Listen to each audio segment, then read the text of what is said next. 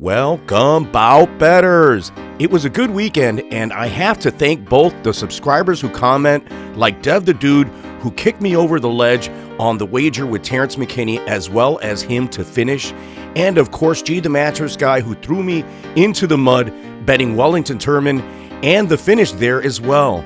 The other help was from the judges, who I think called that fight between Carlos Hernandez and Altamirano in error.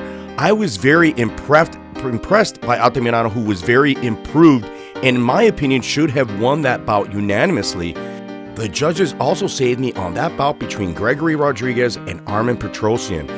I was very fortunate there, as he and Josiane Nunes were my largest exposure, and my largest loss was Armen by finish, where I had half a unit, but I utilized Josiane as a parlay anchor with everyone: Hernandez, Martinez, Bahamudez, Petrosyan, and Makhachev by finish.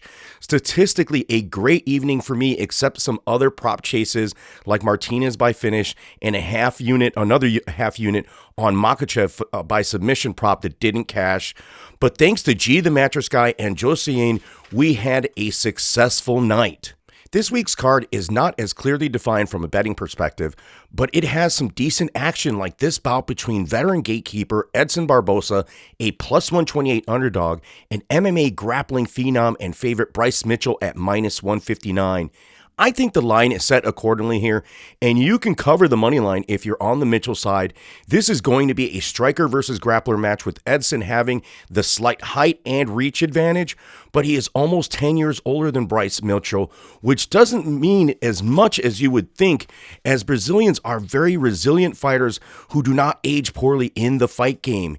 The experience factor is startling, as Thug Nasty has fewer UFC career fights than Barboza has UFC finishes. Barboza has fought a who's who in MMA and in the UFC. The numbers here are startling. They tell a deep story.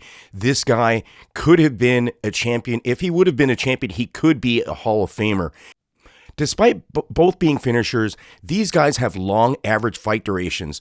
While over half of Barboza's fights end inside the distance, Edson finishes fights by KO, and Bryce is a submission specialist.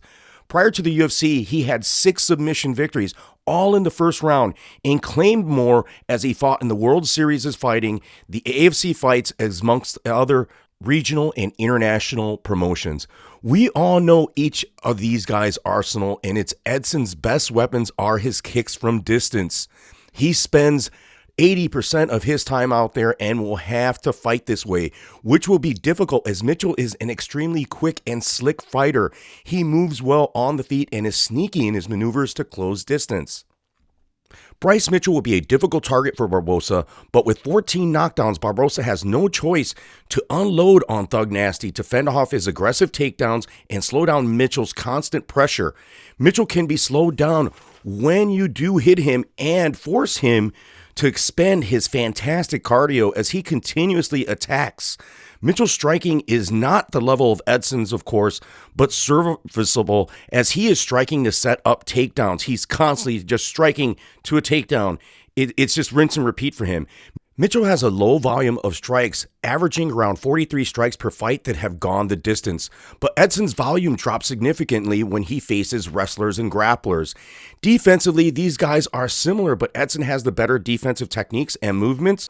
But Edson has a stand and bang trade style that has got him both caught on the chin as well as taken down numerous times by those wrestlers. This is where the speed of Mitchell will be a factor, and we will see if the veteran gatekeeper has lost a step. Mitchell doesn't get damaged a lot because he seems to dictate the pace and context or where the fight takes place. As much of a striking advantage or striking skill set advantage Edson Barboza has, Bryce Mitchell matches that in the offensive grappling. Bryce has a great submission game, but also a fantastic control ability as well. Bryce spends a phenomenal 68% or rate of clinch or ground control position and 50% in a control position in his fight, compared to Edson Barboza's only 6%. So Edson doesn't look to clinch or grapple. The most significant metric Bryce has is an astounding 9 takedown attempts per 5 minutes at distance, a metric similar to Arman Sakurian. Bryce is busy on the floor with 10 submission attempts in the UFC compared to Edson's only 2 over 26 UFC fights. Bryce's takedown accuracy may not seem that good, and that's because he attempts so many takedowns in his fights. The problem for Edson Barboza is that to defeat Bryce Mitchell, like Jose Marical should have in that AFL championship match, you have to be willing to counter wrestle him and grind with him on the ground. You have to be able to grapple the grappler, separate intelligently, and then attack upon exits. That 78% takedown defense won't factor in unless you stun Bryce Mitchell on the feet and escape the eventual takedowns. He is going to land takedowns, and Edson Barboza has got to get up. I can't back Barboza in this spot. He has failed me as a gatekeeper against a striker in Giga Chikadze, and now he's here in the gatekeeper role against a younger, farm-raised Razorback with crazy submissions and relentless wrestling attacks. We only have to look at what Arman Sakarian did this weekend to Joel Alvarez, and the same should happen to Edson. But even if this goes into latter rounds, Edson Barboza gasses while Bryce Mitchell keeps the wrestling and submission attempts flowing. All this does not deter G the Mattress Guy, as his don't sleep on pick for this event is Edson Barboza.